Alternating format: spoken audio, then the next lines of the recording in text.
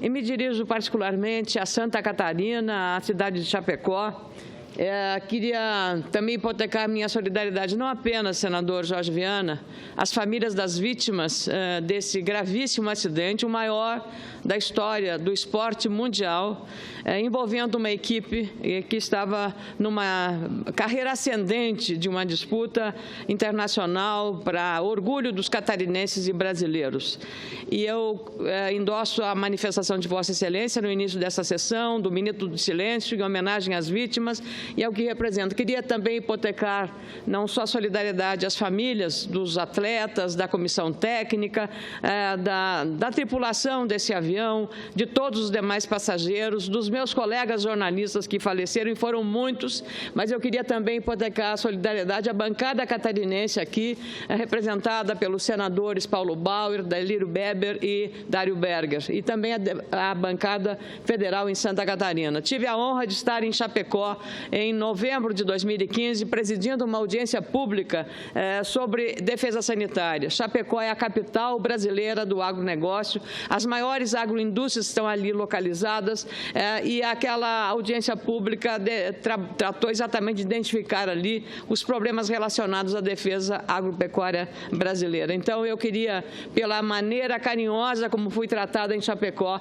eu recebi a camiseta da Chapecoense de presente naquela sessão e guardo com muito carinho aquela camiseta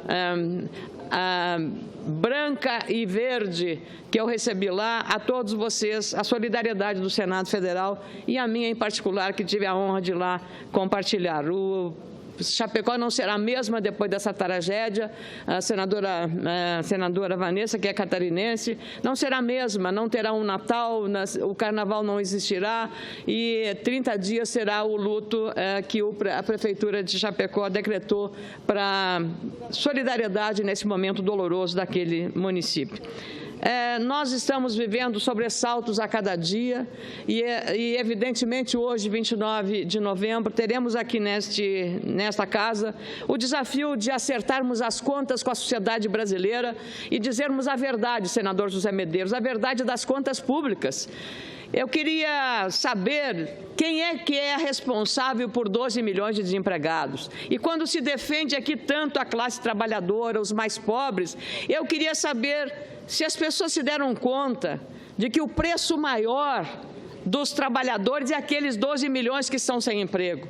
Mais ainda, quem paga a conta da crise, dessa tragédia, da irresponsabilidade fiscal, é a inflação, são os mais pobres, porque os mais ricos da Casa Grande aqui citada, esses nunca sofreram com inflação alta, baixa ou de qualquer jeito. Eles sempre têm mecanismos de sua própria defesa, mas os pobres pagam com inflação alta, os pobres pagam com o desemprego. E nesse último trimestre, às vésperas do Natal, aumentou em mais de 600 mil o número de brasileiros e brasileiras desempregadas, dados do IPEA. Quem é que fez isso para os brasileiros? Quem é que destruiu a Petrobras? Quem destruiu os fundos de pensão das maiores estatais, que hoje são uma vergonha, como a empresa de Correios, que foi o orgulho brasileiro, uma das 10 melhores e mais respeitadas empresas do mundo, e hoje amarga um prejuízo inaceitável, um fundo de pensão que coloca os seus trabalhadores da empresa de Correios numa situação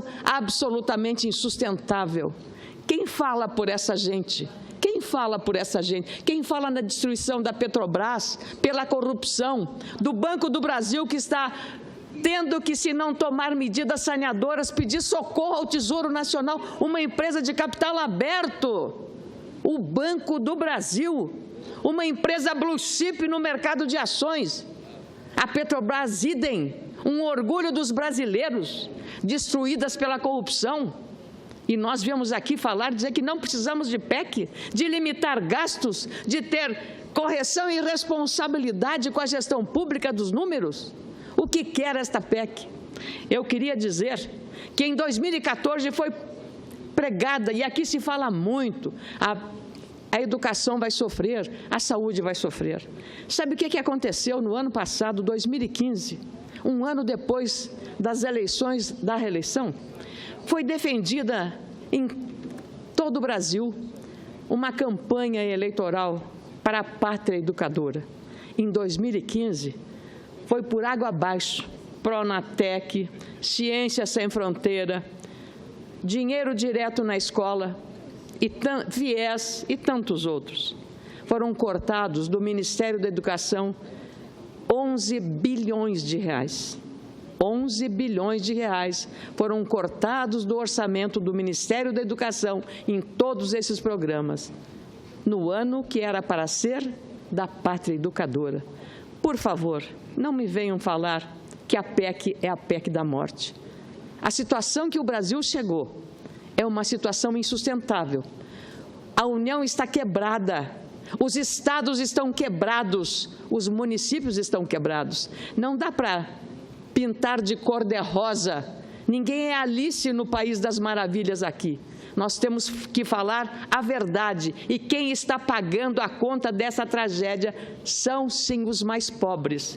Não a que virá com a PEC 55. Essa vem para tentar arrumar esta casa desorganizada em relação às contas públicas. Quem está pagando a conta salgada de um desajuste fiscal são os mais de 12 milhões de desempregados.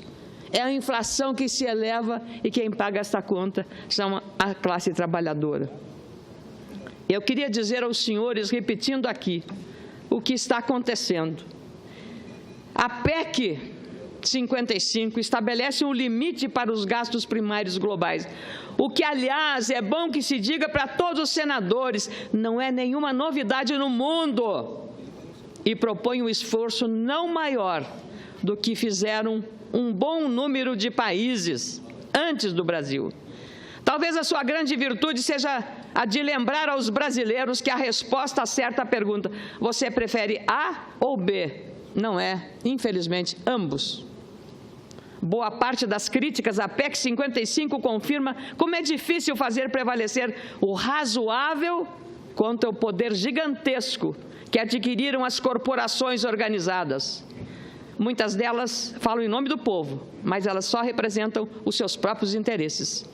Uma dessas corporações chegou a afirmar que a PEC põe em risco a própria democracia, pois caçaria os direitos do Legislativo e ameaçaria a independência do Judiciário e do Ministério Público. Que aberração! Ao contrário, pela primeira vez em 30 anos, o Legislativo terá de cumprir o seu papel fundamental, escolher as prioridades de um orçamento construído a partir da melhor escolha ou da melhor estimativa de receita possível e fiscalizar a sua execução. Até aqui, a escolha foi risonha e franca. O resultado só não foi pior porque a variável do ajuste era a boca do caixa, o refúgio eram os restos a pagar. Será exatamente o oposto com a PEC 55.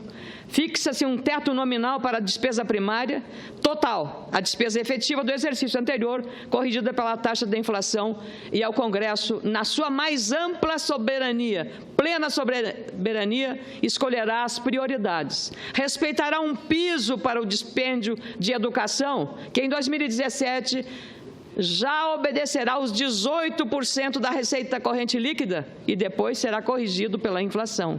E outro para as despesas de saúde, para o qual se antecipou a vinculação de 15% da receita líquida que só ocorreria em 2020. Tem mais, se o Congresso julgar que esses pisos devem ser aumentados, vou repetir, se o Congresso julgar que esses pisos devem ser aumentados, tem todo o poder para fazê-lo. Basta decidir que eles têm maior prioridade do que o que deverá ser cortado para manter a despesa constante. A PEC 55 tem, sim, seus problemas, mas certamente não são esses. E eu queria agradecer ao presidente por esse tempo e renovar de que, se nós não tivermos responsabilidade agora, seremos cobrados no futuro. Repetindo a frase lapidar do ministro Luiz Roberto Barroso, A responsabilidade fiscal não tem ideologia.